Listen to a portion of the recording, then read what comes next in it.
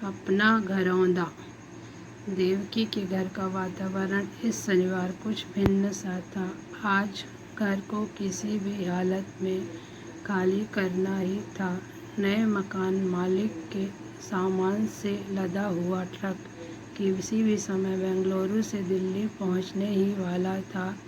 घर का अधिकांश सामान तो बेचा जा चुका था, बस कुछ ऐसा सामान बाकी रह गया था जो देवकी के हृदय को अति प्रिय था और वह उन्हें किसी भी कीमत पर बेचना नहीं चाहती थी।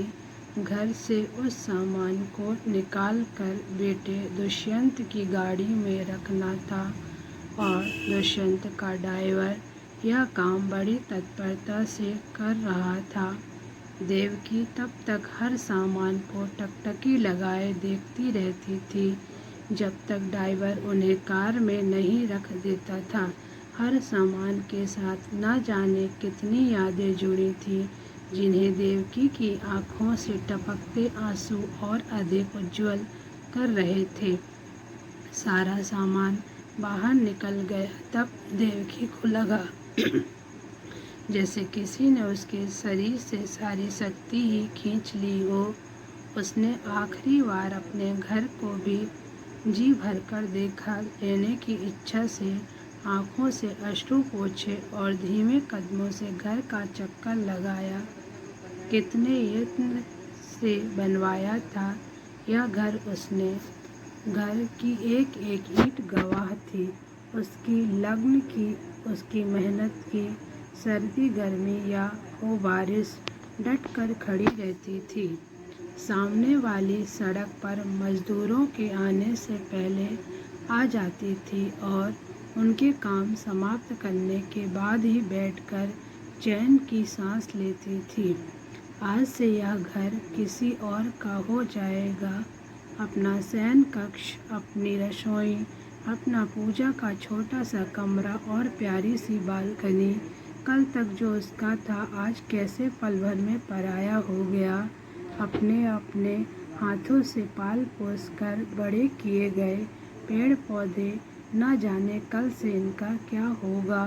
कोई उनकी देखभाल करेगा भी या नहीं, यह सब सोचकर तो उसे रुलाई ही आ गई।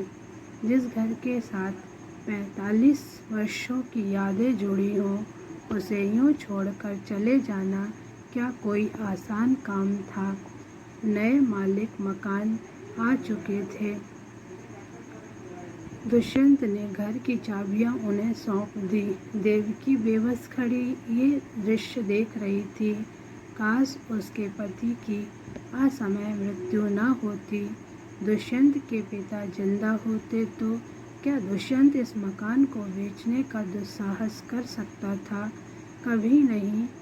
अकेली रह गई हूँ इसलिए बेटे बहू हावी हो गए हैं मुझ पर। देवकी अपने बेटे दुष्यंत, बहू मालती व पोते पृथ्वी के साथ जाकर कार में बैठ गई। कार के पीछे वाली सीट पर दुष्यंत, मालती व देवकी बैठे थे। पोता पृथ्वी ड्राइवर के बगल की सीट पर बैठा था। दिल्ली की काली लंबी सड़क पर कार दौड़ती जा रही थी। आज दिल्ली की सड़कों पर चहल पहल होते हुए भी उसे अजीब सा सन्नाटा लग रहा था। आज से पहले उसे दिल्ली शहर इतना अजनबी नहीं लगा था। 40 वर्ष पहले जब बिजनौर से उसकी डोली दिल्ली आई थी तब उसे ऐसा प्रतीत हो रहा था मानो पूरा दिल्ली शहर उसकी आरती उतार रहा हो। अड़ोस पड़ोस सबसे इतना लगाव था कि मायके की याद भी नहीं सताती थी। ईंट और पत्थरों की इमारतें बनवाते बनवाते लगता है यहाँ के लोगों के दिल भी भाव शून्य हो गए हैं। नई पीढ़ी का तो कहना ही क्या, पैसा कमाने की होड़ में अंधाधुंध दौड़ते जा रहे हैं। माँ बाप अनाज में लगने वाले फूल जैसे हैं जो घर में पड़े पड़े सारी की सारी दौलत नष्ट कर जाते हैं, यही सोच होंगे निगोड़े। देवकी विचारों के ताने बानों में उलझी हुई थी, तभी पृथ्वी का अति कोमल स्वर सुनाई दिया, हम कहाँ जा रहे हैं? देवकी ने उत्तर दिया, जहाँ समय ले जा रहा है। इस पर मालती तुनक कर बोली, मम्मी अभी तो यह मासूम है, इससे ऐसी बातें क्यों कर रही हो? देवकी ने आंखें तरेर कर मालती को देखा और बोली, मैंने कौन सा उसे तोप दागने के लिए कह दिया? मालती ने शिकायत भरी निगाहों से दुष्यंत की ओर देखा। दुष्यंत के माथे पर भी त्योरी चढ़ी। सूर्य पश्चिम की ओर छुप रहा था। सूर्य और देवकी का मौन संवाद शुरू हो गया। यह मानो देवकी से कह रहा हो, हर दिवस का अंत होता है देवकी, आज अंधकार देकर जा रहा हूँ, कल नई सुबह लेकर फिर लौटूंगा। देवकी निराश होकर मन ही मन बुदबुदाती है, जिसकी आँखों से ज्योति ही छिन जाए, उसके लिए प्रकाश क्या और रोशनी क्या। देवकी के अंतर्मन में विचारों की लहरें निरंतर टकरा रही थी। इसी बीच दिल्ली की सीमा समाप्त हो गई और NCR गुड़गांव के टोल गेट पर कार रुक गई। पृथ्वी ने फिर सवाल किया, हम कहाँ जा रहे हैं? कोई बता क्यों नहीं रहा है? देवकी कांपती हुई आवाज़ में बोली है, ये तुम्हें क्या बताएंगे बेटा, मैं बताती हूँ। एक क्षण के लिए देवकी का गला रुक गया। वह खुद को संभालते हुए बोली, तेरी दादी बूढ़ों की बोर्डिंग स्कूल में जा रही है। पृथ्वी के लिए यह जवाब भी एक सवाल ही बन गया। उसने भोलेपन से फिर पूछा, बूढ़ों के बोर्डिंग स्कूल? देवकी बोली, हाँ बेटा, तूने ठीक सुना, मैं बूढ़ों के स्कूल ही जा रही हूँ। मालती ने फिर मुंह बिगाड़ कर दुष्यंत को देखा। देवकी अभी तक अपने बेटे बहू का बहुत आदर करती थी, लेकिन आज उसे परवाह नहीं थी कि उसके आचरण और उसके शब्दों का उसकी सास प्रतिष्ठा पर क्या प्रतिकूल प्रभाव पड़ेगा। माँ बोली, एक अकेली माँ 10 बच्चों को पाल सकती है, लेकिन 10 बच्चे एक माँ को नहीं पाल सकते। तब चुप बैठा दुष्यंत बोला, मम्मा आप पृथ्वी की जिज्ञासा मिटा रही हैं, उसके प्रश्नों का उत्तर दे रही हैं, या हमें ताना मार रही हैं। मालती भी पति के सुर लय मिलाकर बोली, 7 लाख रुपया खर्च किया है मम्मी जी, हमने केवल आपके लिए। देवकी बोली, यह हिसाब किताब नई पीढ़ी को ही करना आता है, हमने तो न कभी सीखा न ही कभी आंका कि घर के किस व्यक्ति पर कितना खर्च हो रहा है।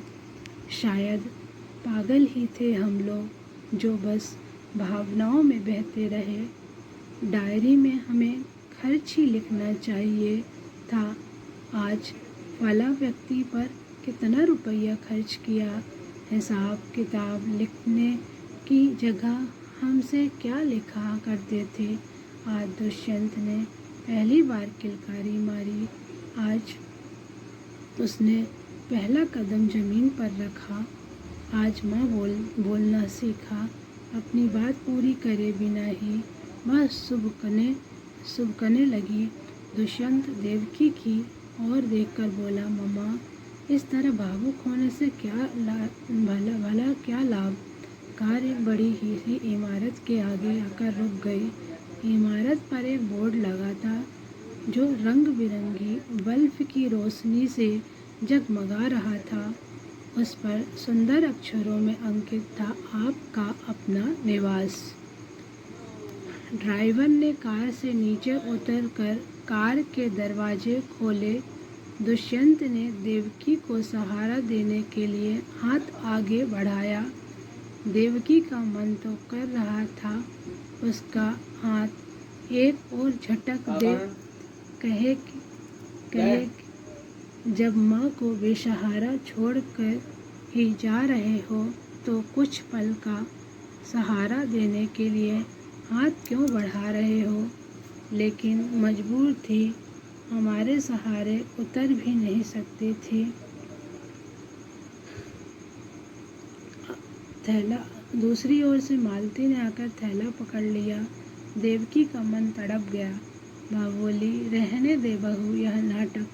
तीनों इमारत के भीतर प्रवेश करते हैं। रिसेप्शन में बिछे सोफे पर पृथ्वी और मालती को बैठा कर दुष्यंत देवकी को कैबिन में ले गया। उसने क्रेडिट कार्ड से कुछ भुगतान किया, फॉर्म पर हस्ताक्षर किए और इन औपचारिकताओं के पश्चात देवकी आपका अपना निवास को सौंप दी गई। देवकी चारों ओर निगाह दौड़ा रही थी। उसे नाम के अनुरूप इस आश्रम में अपने घर जैसा कुछ भी दिखाई नहीं दे रहा था। एक केयरटेकर जिसका नाम सुकन्या था, देवकी को कमरे तक पहुंचाने के लिए आ गई थी। अब समय आ गया था देवकी का अपने परिवार से विदा लेने का। मालती ने सिर पर पल्लू ढककर अपनी सास के पांव छुए। बेटा माँ के गले लगकर बोला, अपना ध्यान रखना मम्मा। देवकी ने कहा, यहाँ मेरा है ही कौन जिसे अपने से अधिक समय दूंगी।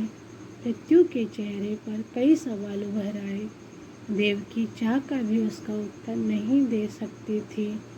देवकी अपलक देखती रही, अपने परिवार को स्वयं से दूर होते। देवकी की भीगी पलकों में अतीत के न जाने कितने बीते लम्हे उभर आए। सुकन्या देवकी को लिफ्ट से चौथी मंजिल के कमरा नंबर 407 में लेकर पहुंची। कमरे में 10 बिस्तर बिछे थे, 10 अलमारियां रखी थीं। एक बड़ी मेज के इर्द गिर्द 10 कुर्सियां बिछी थीं। सब पर नंबर गुदे थे। देवकी को 34 नंबर की वस्तुएं मिली। सुकन्या ने जब 34 नंबर की चाबियां देवकी के हवाले की तो देवकी बोली, हम क्या अपराधी हैं जो हर वस्तु पर नंबर गुदा है। इस पर 30 नंबर वाली विमला बोली, छोटी छोटी बातों को क्यों दिल पर ले रही हो बहन जी, अपनों ने तो दुख दिया, वह क्या कम है। 27 नंबर वाले कुमुद ने फिर विमला का समर्थन किया। अब 34 नंबर का बिस्तर ही देवकी का ठिकाना था।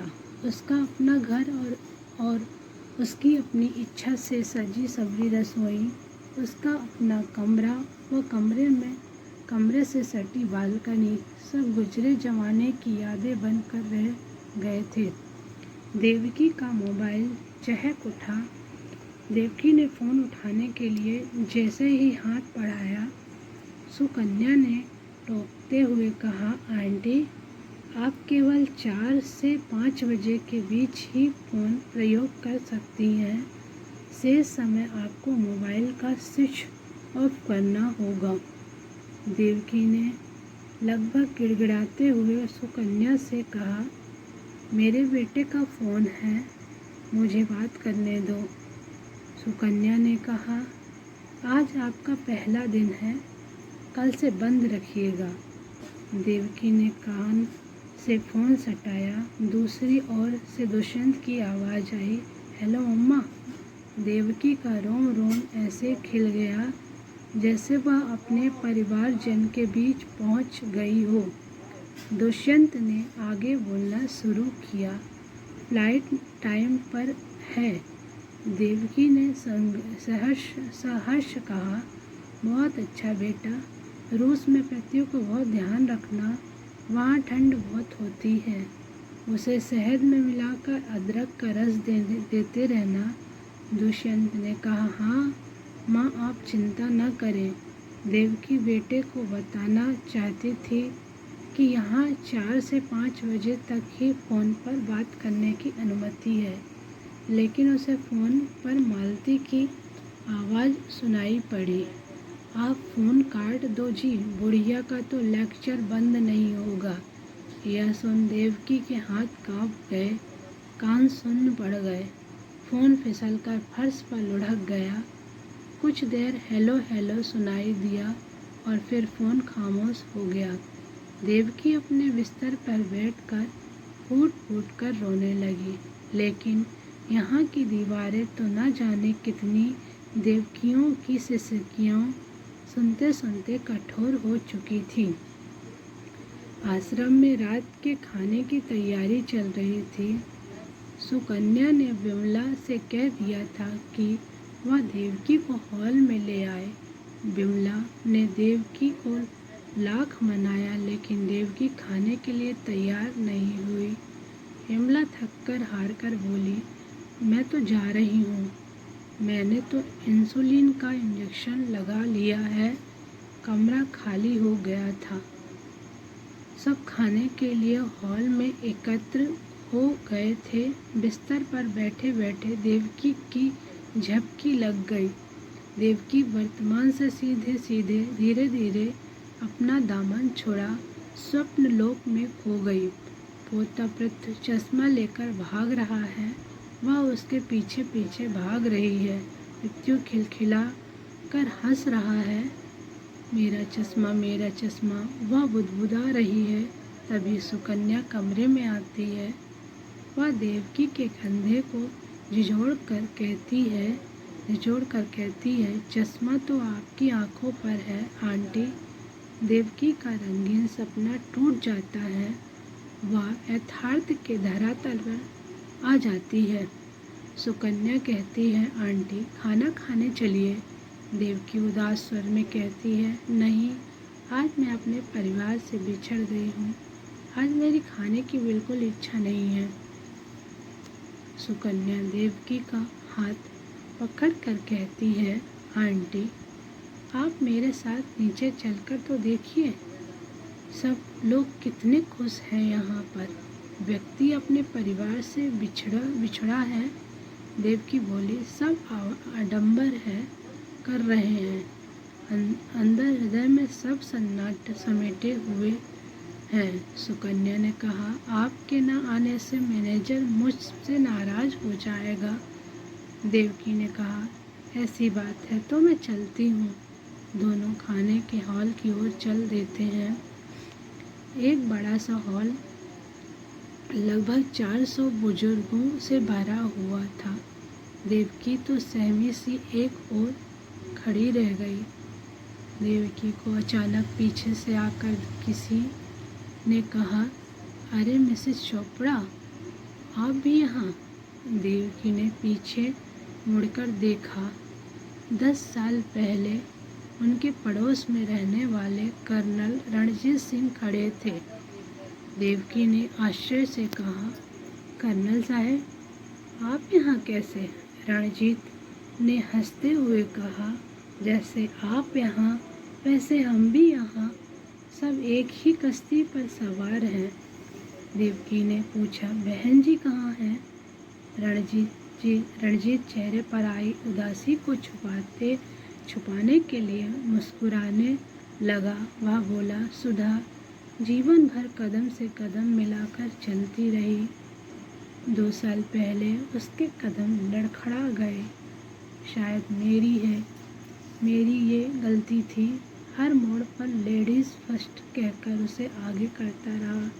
ईश्वर को लगा मेरी ऐसी ही भावना है। देवकी की आंखें भर आईं। रणजीत ने कहा, चलो खाना खाते हैं। चपाती ठंडी हो जाएगी तो चबाना कठिन हो जाएगा।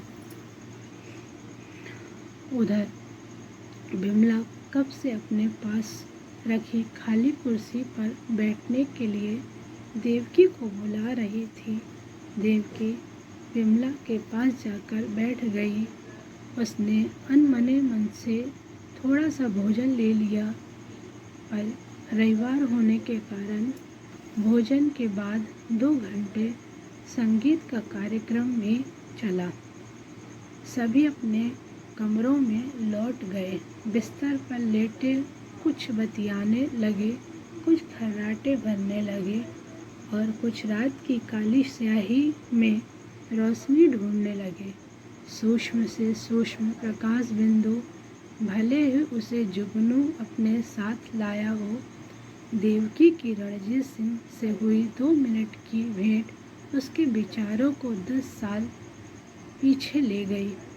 कितना मेल मिलाप था दोनों परिवारों के बीच। यादों की गलियों में विचरते विचरते उसे नींद आ गई। 2 घंटे बीते होंगे कि किसी की सिसकियाँ से उसकी नींद खुल गई। उसने पास रखी मेज से अपना चश्मा उठाया। अपने बिस्तर पर बैठकर वह इधर उधर देखने लगी। ऊँघती हुई बिमला बड़बड़ाई, सो जाओ बहन जी, कुमुद हर रात को ऐसे ही सिसकती है। इस बेचारी के साथ बहुत बुरा हुआ, कल तुम्हें बताऊंगी। आश्रम में देवकी की पहली सुबह। अपना घर होता तो रसोई में जाकर एक कड़क चाय का प्याला बनाती और सूरज की सुनहरी किरणों को बालकनी में बैठकर निहारती। गमले में लगे तुलसी के पौधे से पीले पत्ते अलग करती, समाचार पत्र की प्रतीक्षा करती। लेकिन यहाँ तो सुना है 8 बजे चाय मिलेगी, योग करना होगा, नहा धोकर हॉल में ही जाना होगा। यहाँ की दिनचर्या के सभी आदी हो चुके हैं। इसमें इच्छा कम, बेबसी अधिक नजर आती है। नाश्ते के बाद कुछ देर कुछ दूसरे को जानने का, बातें करने का अवसर दिया जाता है। देवकी और बिमला एक दूसरे दूर एक कोने में बैठ गई। बिमला ने ठंडी आह भरकर कुमुद की दर्द भरी कहानी सुनानी शुरू की। एक लड़का है कुमुद का, छोटी ही उम्र में पति का साथ छूट गया था। जैसे तैसे बेटे को पढ़ाया लिखाया, इस काबिल कर दिया कि अच्छी नौकरी मिल जाए। उसे विदेश में अच्छी नौकरी भी मिल गई।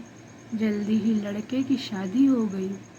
एक दिन वह कुमुद से बोला, यहाँ का मकान बेचकर विदेश चलते हैं। कुमुद ने स्वीकृति दे दी। मकान बिक गया और विदेश जाने का दिन तय हो गया। दिल्ली के अंतर्राष्ट्रीय हवाई अड्डे पर कुमुद का परिवार पहुंच गया। लड़के ने मां से बाहर ठहरने के लिए कहा। पत्नी का साथ लेकर वह हवाई अड्डे के भीतर चला गया। घंटे बीत गए। जब वह लौट कर नहीं आया, कुमुद ने घबराकर पूछताछ शुरू कर दी। पुलिस ने बेटे व बहू के नाम से पड़ताल की तो पाया दोनों अमेरिका की उड़ान भर चुके हैं। कुमुद को विश्वास ही नहीं हो रहा था। वह गृह मंत्रालय तक पहुंच गई। पुलिस ने सीसीटीवी से लिए गए चित्र दिखाए। तब बेचारी को ऐसा सदमा लगा कि पूछो मत। देवकी ने बिमला से पूछा, कुमुद इस आश्रम में कैसे आई? यह तो प्राइवेट है, यहाँ तो 7 लाख की रकम देनी पड़ती है। बिमला ने धीरे से कहा, कर्नल साहब ने अखबार में खबर पढ़ी, उन्होंने ही रुपया दिया। यह बात कुमुद को मत बताना। कमरे में वापस जाने का आदेश मिल चुका था। देवकी को यहाँ आए अभी 24 घंटे भी नहीं हुए थे। इन 24 घंटों में शायद ही कोई पल आया हो जब देवकी को अपना घर न याद आया हो। स्त्री इतनी बेबस क्यों हो जाती है? जब पिता के घर होती है तब पिता की इच्छा के विरुद्ध कोई कदम नहीं उठा सकती। पति के घर आती है तो उसकी इच्छा के विपरीत नहीं जा सकती है। बेटा बड़ा होते ही माँ को निर्देश देने लग जाता है। नारी सब प्रकार से सक्षम होते हुए भी अक्षम क्यों बन जाती है? यह उसकी शारीरिक दुर्बलता है या मानसिक विफलता है या त्याग की भावना? समय भी कहाँ से कहाँ ले जाता है व्यक्ति को। देवकी विचारों में खोई हुई थी कि बिमला धम से आकर उसके पलंग पर बैठ गई।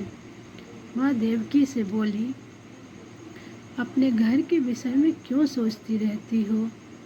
देवकी की निगाहें खिड़की से बाहर चली जाती हैं, जैसे वह दूर मकानों के बीच अपना घर तलाश रही हो।